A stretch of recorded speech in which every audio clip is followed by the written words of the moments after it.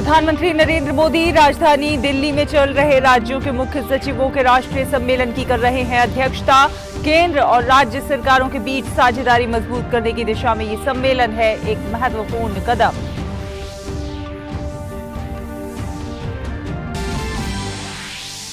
अंडमान निकोबार द्वीप समूह की यात्रा पर गए रक्षा मंत्री राजनाथ सिंह आज अंडमान और निकोबार कमान की परिचालन तैयारियों की करेंगे समीक्षा।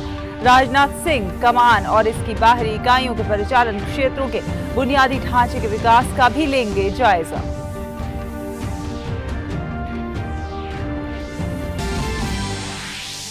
केंद्रीय युवा कार्यक्रम और खेल मंत्री अनुराग सिंह ठाकुर आज नई दिल्ली में आयोजित एक कार्यक्रम में Y20 शिखर सम्मेलन की थीम, लोगो और वेबसाइट करेंगे लॉन्च।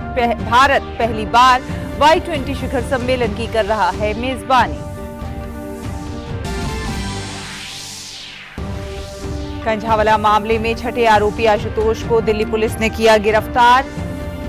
आशुतोष की कार के नीचे ही मृतक महिला को घसीटा गया था।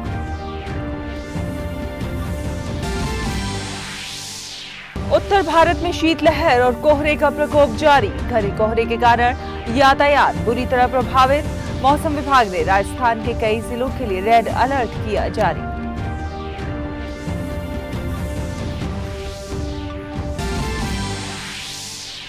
अंतर्राष्ट्रीय खबरों में रूस के राष्ट्रपति व्लादिमीर पुतिन ने ऑर्थोडॉक्स क्रिसमस के मौके पर यूक्रेन के साथ युद्ध विराम की घोषणा की।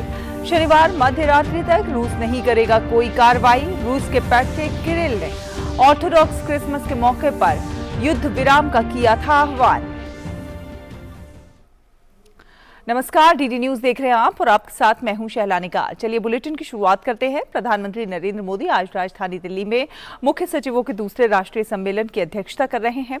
केंद्र और राज्य सरकारों के बीच साझेदारी में गति लाने के लिए ये एक बहुत बड़ी पहल है। सम्मेलन के दौरान विकसित भारत, अंतिम मील तक पहुंच, जीएसटी के 5 साल, सीख और अनुभव और वैश्विक भू राजनीतिक चुनौतियां और भारत की प्रतिक्रिया विषयों पर 3 विशेष सत्र भी आयोजित किए जाएंगे। सम्मेलन के दौरान एमएसएमई, बुनियादी ढांचा और निवेश, अनुपालन को कम करना, महिला सशक्तिकरण, स्वास्थ्य एवं पोषण और कौशल विकास जैसे चिन्हित विषयों पर चर्चा होगी। इस सम्मेलन में केंद्र सरकार के प्रतिनिधि, मुख्य सचिव और राज्यों और केंद्र शासित प्रदेशों के अन्य वरिष्ठ अधिकारी और विशेषज्ञ शामिल हो रहे हैं।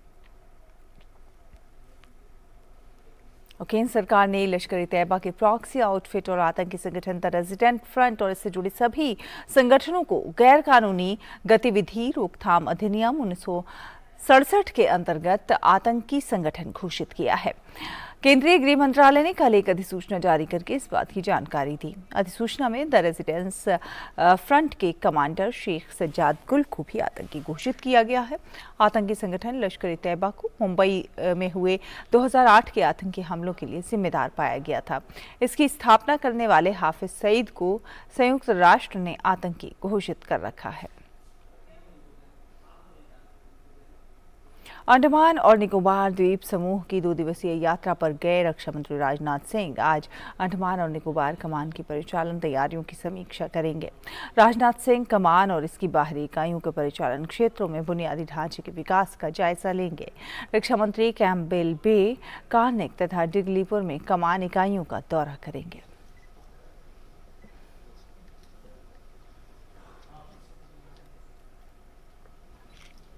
केंद्रीय गृह मंत्री अमित शाह उत्तर पूर्व राज्यों के दौरे पर हैं।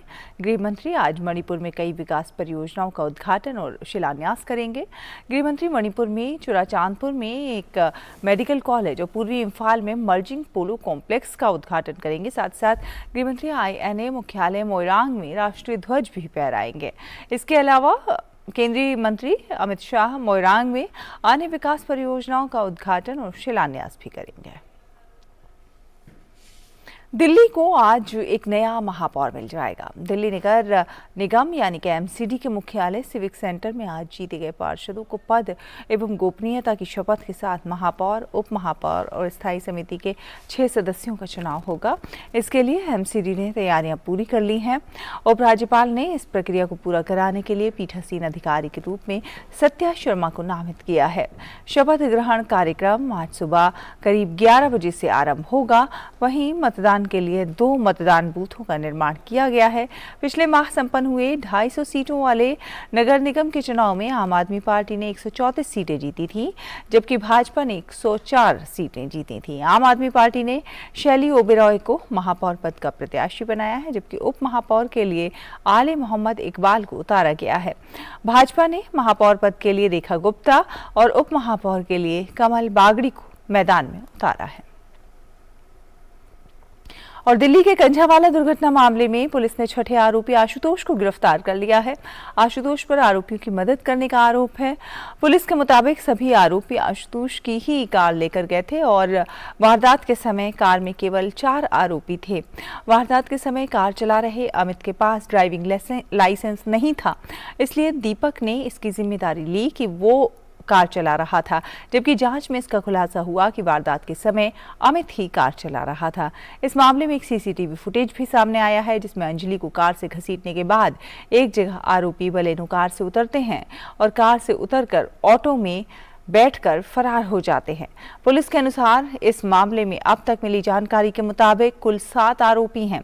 पुलिस मामले की आगे जांच कर रही है। और बात करें मौसम की, तो देश के कई राज्यों में कड़ाके की ठंड पड़ रही है। ठंड से बचने के लिए लोग जगह जगह पर रैन बसेरों और अलाव का सहारा ले रहे हैं। दिल्ली, पंजाब, उत्तर प्रदेश, मध्य प्रदेश और राजस्थान समेत कई जगहों में शीतलहर का कहर जारी है। ठंड के अलावा धुंध और कोहरे की वजह से विजिबिलिटी में भी बहुत कमी देखने को मिल रही है। हरियाणा, उत्तर पश्चिम राजस्थान, पश्चिमी उत्तर प्रदेश और पंजाब के कई इलाकों में घना कोहरा छाया रहा।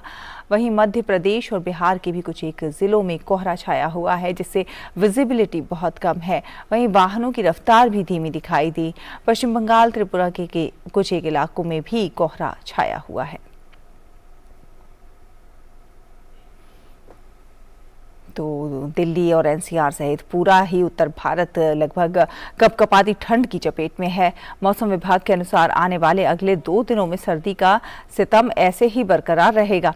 दिल्ली एनसीआर में ठंड और घना कोहरा छाया रहेगा, तो वहीं रविवार से तापमान में थोड़ी बढ़ोतरी होने का अनुमान है। बढ़ती ठंड से तापमान में लगातार गिरावट दर्ज की जा रही है। शीतलहर के कारण लोगों को काफी परेशानी का सामना करना पड़ रहा है। राजस्थान में तेज शीतलहर की स्थिति के मद्देनजर ज्यादातर जिलों के सरकारी और प्राइवेट स्कूलों में सर्दी की छुट्टियां 2 दिन और बढ़ा दी गई हैं। सीकर, चूरू, फतेहपुर, माउंट आबू तथा जयपुर के जोबनेर में न्यूनतम तापमान माइनस में चला गया है। ज्यादातर शहरों में दिन का पारा भी लुढ़ककर 20 डिग्री सेल्सियस से नीचे आ गया है। कई जिलों में घने कोहरे के कारण रेल और सड़क यातायात पर भी असर पड़ा है। मौसम विभाग ने अलवर, झुंझुनू, सीकर, चूरू, नागौर और श्रीगंगानगर जिलों में तेज शीतलहर का रेड अलर्ट जारी किया है। इसके अलावा 7 जिलों के लिए ऑरेंज तथा 10 जिलों के लिए येलो अलर्ट जारी किया गया है। और उत्तराखंड के चमोली जिले के जोशीमठ कस्बे में जारी भूस्खलन से 500 से ज्यादा परिवार और कई होटल प्रभावित हुए हैं। प्रशासन ने भूस्खलन से प्रभावित लोगों को तुरंत राहत के लिए टोल फ्री नंबर 8171748602 जारी किया है। इसके साथ ही प्रशासन भूस्खलन और जमीन धंसने की घटनाओं पर नजर रखे हुए हैं। जोशीमठ के मकानों और होटलों में आ रही दरारों तथा जमीन धंसने को लेकर सरकार सतर्क है। इस बीच सेना ने भूस्खलन के मद्देनजर प्रभावित इलाकों में रह रहे जवानों और उनके परिवारों को सुरक्षित स्थानों पर पहुंचा दिया है। वहीं उत्तराखंड के मुख्यमंत्री पुष्कर सिंह धामी आज जोशीमठ में भूस्खलन और मकानों में आई दरारों को लेकर देहरादून में शीर्ष अधिकारियों के साथ उच्च स्तरीय बैठक करेंगे। उधर भूस्खलन और नुकसान के आकलन के लिए भाजपा ने प्रदेश भाजपा महासचिव आदित्य कोठारी के समन्वय में 14 सदस्यीय समिति का गठन किया है। समिति आज स्थलीय भ्रमण कर स्थानीय निवासियों, व्यापारियों तथा जनप्रतिनिधियों से वार्ता कर अपनी रिपोर्ट तैयार करेगी। और आइए अब नजर डालते हैं कोरोना संक्रमण के ताजा आंकड़ों पर। स्वास्थ्य एवं परिवार कल्याण मंत्रालय के मुताबिक देश भर में पिछले 24 घंटों में 228 नए मामले दर्ज किए गए हैं। वहीं पिछले 24 घंटों में 275 मरीज उपचार करवाकर स्वस्थ हो चुके हैं। वहीं साप्ताहिक पॉजिटिविटी रेट वर्तमान में 0.12% दर्ज की गई। दैनिक पॉजिटिविटी रेट 0.11% है। वर्तमान में कोरोना के सक्रिय मामलों की संख्या 2503 है। राष्ट्रव्यापी कोरोना रोधी टीकाकरण अभियान सफलतापूर्वक जारी है। राष्ट्रव्यापी टीकाकरण अभियान के तहत देश में अब तक 220.12 करोड़ से अधिक टीकों की खुराक दी जा चुकी है। पिछले 24 घंटों में कुल 46,450 टीके लगाए गए हैं। वहीं अब तक 22 करोड़ 42 लाख एहतियाती टीके लगाए जा चुके हैं। टीकाकरण अभियान देश में लोगों की कोविड से सुरक्षा का एक महत्वपूर्ण माध्यम है और इसकी उच्च स्तर पर लगातार समीक्षा और निगरानी की जा रही है। कड़ाके की ठंड के बीच आज से प्रयागराज में माघ मेला शुरू हो गया है। आज पौष पूर्णिमा पर मेले का पहला स्नान चल रहा है। श्रद्धालु संगम पहुंचकर आस्था की डुबकी लगा रहे हैं। पौष पूर्णिमा डुबकी के साथ कल्पवासियों का मास पर्यंत चलने वाला अनुष्ठान शुरू हो गया है। श्रद्धालुओं को किसी प्रकार की तकलीफ ना हो, इसलिए प्रशासन ने कई इंतजाम किए हैं। मेले में सुरक्षा व्यवस्था का व्यापक बंदोबस्त किया गया है। जगह जगह पुलिस बल तैनात किए गए हैं और एंटी टेरर स्क्वाड की टीमें भी मेले में गश्त लगा रही हैं। सिविल डिफेंस के लोग भी आने जाने वाले लोगों को उनके गंतव्य तक पहुंचाने का कार्य कर रहे हैं। कोविड प्रोटोकॉल के साथ ही श्रद्धालुओं को मेले में प्रवेश दिया जा रहा है। सभी की थर्मल स्कैनिंग की जा रही है। ठंड से बचने के लिए सरकार ने जगह जगह अलाव भी जला रखे हैं। और मध्य प्रदेश के रीवा जिले में प्रशिक्षण के दौरान एक विमान हादसे का शिकार हो गया। प्रशिक्षण के दौरान विमान के मंदिर से टकरा जाने से एक पायलट की मौत हो गई, जबकि एक अन्य घायल हो गया।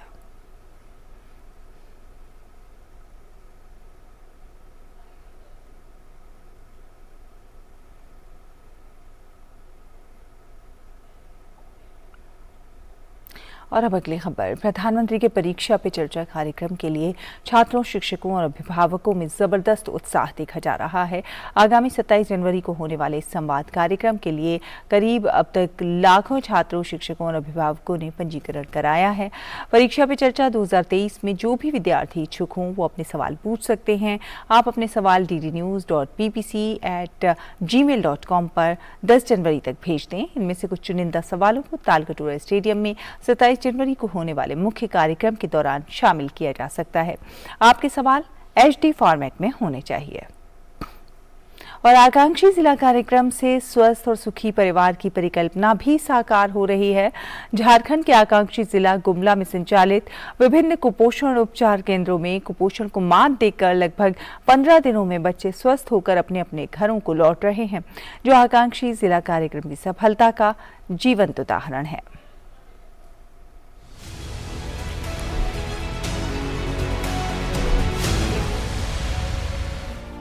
आकांक्षी जिला कार्यक्रम के तहत कुपोषण से जारी जंग को भी संबल मिला है।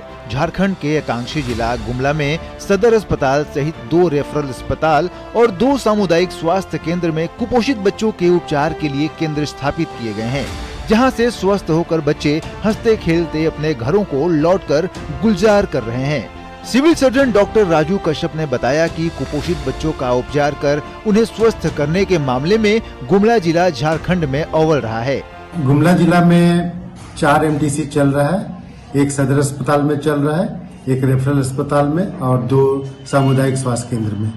कुपोषित बच्चे आए, सभी का इलाज हुआ और अगस्त से लेकर दिसंबर तक में हम लोग 400 से अधिक बच्चों का सफलतापूर्वक इलाज किए। जिले के उपायुक्त सुशांत गौरव के निर्देश पर सहिया और आंगनबाड़ी सेविकाओं सहित कुपोषण उपचार केंद्र में काम करने वाले स्वास्थ्य कर्मियों ने भी इसमें अपनी महती भूमिका निभाई है। सदर अस्पताल के उपाधीक्षक डॉक्टर अनुपम प्रसाद ने ताजा आंकड़ों का हवाला देते हुए बताया कि पिछले अगस्त माह से दिसंबर माह तक कुल 400 से अधिक कुपोषित बच्चों को उपचारित किया गया है। ये 4 के दिन जो महिलाएं आती हैं अपने बच्चों के साथ, और उनके साथ जो बच्चे होते हैं उनके 6 मंथ टू 5 इयर्स वाले, उनका एएमयू से टेप से माप किया जाता है, उनके बाह के बीच की माप ली जाती है। जो बच्चे उसमें लाल वाले ये में आते हैं, लाल वाले रीजन में आते हैं, उनको उन जगहों पे संबंधित क्षेत्र की सहायिकाएं सेविकाएं ले जाती हैं और लाने के बाद उनका हम लोग समुचित खान पान, उनका देखभाल, दवाई वगैरह सब हम लोग प्रोवाइड करते हैं। इधर कुपोषण उपचार केंद्र की न्यूट्रिशन काउंसलर अनामिका कुमारी ने कहा कि जब बच्चे कुपोषण उपचार केंद्र आते हैं तो सबसे पहले उनकी जांच की जाती है, फिर उन बच्चों की जरूरत के अनुसार उन्हें प्रतिदिन डाइट दिया जाता है। यहाँ पे सहिया द्वारा, आंगनबाड़ी सेविका द्वारा बच्चे जब चिन्हित करके लाए जाते हैं, उसके बाद हम लोग यहाँ पे उनको एंथ्रोपोमेट्रिक मेजरमेंट करते हैं। उनका वजन, हाइट, लंबाई, ऊंचाई और बाहु माप लेके उनको एक कैटेगरी में बांटते हैं और अगर वो उस क्राइटेरिया में आ जाते हैं, सीवियर एक्यूट मालन्यूट्रिशन के क्राइटेरिया में, तो उन लोग को हम लोग एडमिट करते हैं। एडमिट करने के बाद उनको हम लोग सबसे पहले उपचार करने की क्रिया शुरू करते हैं। इन कुपोषण उपचार केंद्रों से कमजोर तबकों को विशेष तौर पर लाभ हुआ है। शारदा गांव की फेको देवी भी अपने बच्चे के उपचार और देखभाल से खासी खुश हैं। अच्छा भी हो रहा है बच्चा और देखने में सुंदर लगता है, या खाना खुराक सब मिलता है, हमको मिलता है या बच्चा लोग के भी मिलता है और पैसा भी मिलता है 130 रुपया। सहिया कहलक की तोर बेटा कमजोर है, चल गुमला सदर अस्पताल ले जा। कहलक तो कमजोर है, कहलक मौके भी खून चढ़ालन, एक बोतल तो छुआ के भी ठंड दूध मन बेटाते, सब खाए पिए के लिए छुआले बेटाते, ठंड पैसा भी बेटाते छुआले। झारखंड के आकांक्षी जिला गुमला में कुपोषण पर अब चौतरफा प्रहार हो रहा है और नौनिहाल स्वस्थ होकर कुपोषण को टक्कर देने के काबिल बन रहे हैं, तो अभिभावकों की दिल की तमन्ना और आकांक्षा को पूर्ण कर रहा है। गुमला से बलदेव शर्मा के साथ दिवाकर कुमार की report, DD news.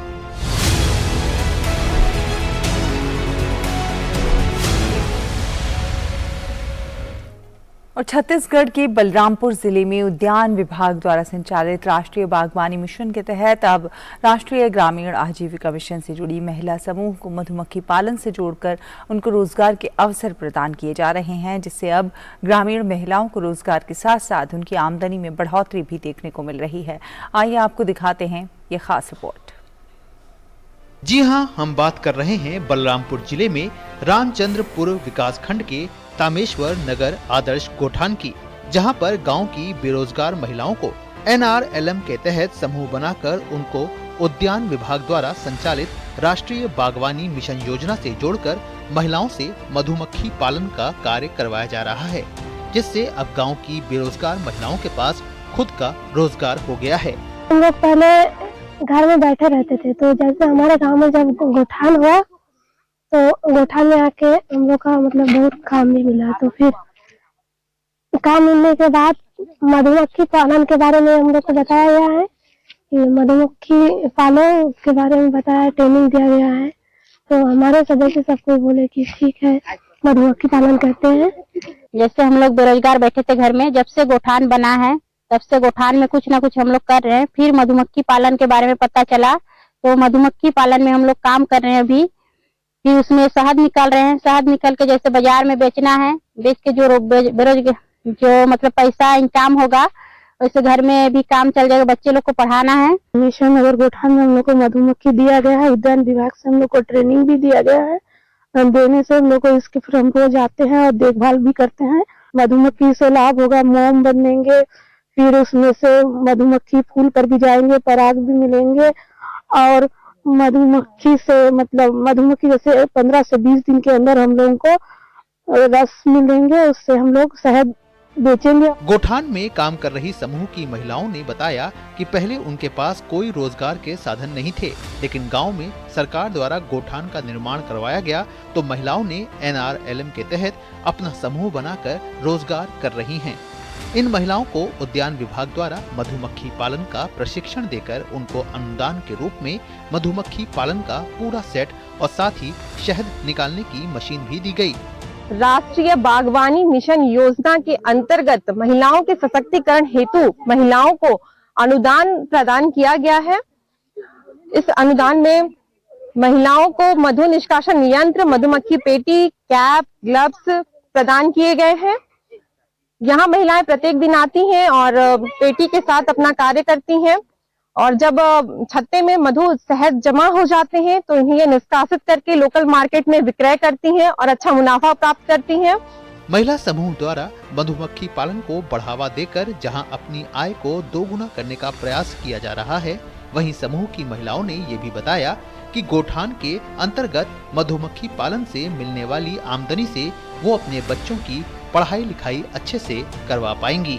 Shailendra Singh के साथ मनोज सोनोने की रिपोर्ट, डीडी न्यूज, रायपुर। और भारत संयुक्त राष्ट्र आंतरिक सुरक्षा बल के अंतर्गत अब यूएई में भारतीय महिला शांति सैनिकों की एक पलटन तैनात करेगा। भारतीय दल में 2 अधिकारी और 25 अन्य रैंक के अधिकारी शामिल रहेंगे। ये संयुक्त राष्ट्र मिशन में महिला शांति सैनिकों का भारत का सबसे बड़ा दल होगा। भारत ने 2007 में लाइबेरिया में पहली बार अपनी महिला शांति सैनिकों की टुकड़ी को तैनात किया था। रूसी राष्ट्रपति व्लादिमीर पुतिन ने ऑर्थोडॉक्स क्रिसमस को देखते हुए यूक्रेन के साथ जारी संघर्ष के बीच 2 दिनों के लिए सीज फायर की घोषणा की है। राष्ट्रपति पुतिन ने रूस के आध्यात्मिक नेता पैट्रियार्क किरिल क्रेमलिन के अनुरोध के बाद यूक्रेन के साथ 6 से 7 जनवरी तक संघर्ष विराम की घोषणा का आदेश दिया है। यूक्रेन की हालिया सैटेलाइट तस्वीरों में बाखमत शहर को युद्ध के कारण पहुंची तबाही दिख रही है। तस्वीरों में युद्ध के बाद से क्षेत्र में जमीन, घरों, बुनियादी ढांचों को पहुंचा नुकसान दिखाई पड़ रहा है। शहर के कुछ हिस्से बंजर भूमि बन गए हैं। यहाँ के आवासीय अपार्टमेंट अब कंक्रीट के ढेर में बदल गए हैं। अधिकांश नागरिकों को पूर्वी शहर से निकाल दिया गया है। जो लोग बचे हुए हैं वो कड़ाके की ठंड में बिना बिजली और बुनियादी सुविधाओं के निरंतर बमबारी के बीच काम कर रहे हैं। फरवरी में यूक्रेन और रूस के बीच शुरू हुए युद्ध के बाद से बाखमत में कुछ सबसे खराब संघर्ष हुए हैं, जिसने शहर और शहरवासियों को बेहद नुकसान पहुंचाया है। अमेरिका और जर्मनी ने गुरुवार को यूक्रेन को कई दर्जन ब्रैडली लड़ाकू वाहन देने की घोषणा की है। राष्ट्रपति जो बाइडेन और चांसलर ओलाफ शोल्ज के बीच फोन पर हुई बातचीत के बाद एक संयुक्त बयान में जानकारी दी गई कि अमेरिका यूक्रेन को ब्रैडली इन्फेंट्री फाइटिंग वाहन प्रदान करेगा, जबकि जर्मनी मल्टर इन्फेंट्री फाइटिंग वाहन देगा। दोनों देशों ने यूक्रेनी सैनिकों को उनका उपयोग करने के लिए प्रशिक्षित करने पर सहमति व्यक्त की है। जर्मनी यूक्रेन को एक पैट्रियट वायु रक्षा बैटरी की आपूर्ति भी करेगा। पिछले फरवरी में यूक्रेन की सेना को इस हथियार से काफी मदद मिली थी। बयान में कहा गया है कि राष्ट्रपति बाइडेन और चांसलर शोल्ज ने यूक्रेन को आवश्यक वित्तीय, मानवीय, सैन्य और राजनयिक समर्थन प्रदान करना जारी रखने के लिए अपना सामान्य दृढ़ संकल्प व्यक्त किया। बच्चे के शारीरिक विकास को लेकर लगभग सभी माता पिता को चिंता रहती है। कई कारक बच्चे के पूर्ण शारीरिक विकास के लिए जिम्मेदार होते हैं। तो आइए जानते हैं कि बच्चे के विकास में कमी के क्या कुछ कारण हो सकते हैं। लंबाई का न बढ़ना या कद कम रह जाना एक ऐसी समस्या है जो कई बच्चों को प्रभावित करती है। माता पिता को अक्सर ये चिंता रहती है कि उनका बच्चा ठीक से नहीं बढ़ रहा। ऐसे कई कारक हैं जो बच्चे की लंबाई और उसके विकास पर प्रभाव डालते हैं। अक्सर माँ बाप को ये दिक्कत रहती है कि बच्चे की हाइट नहीं बढ़ रही या ग्रोथ ठीक से नहीं हो रहा।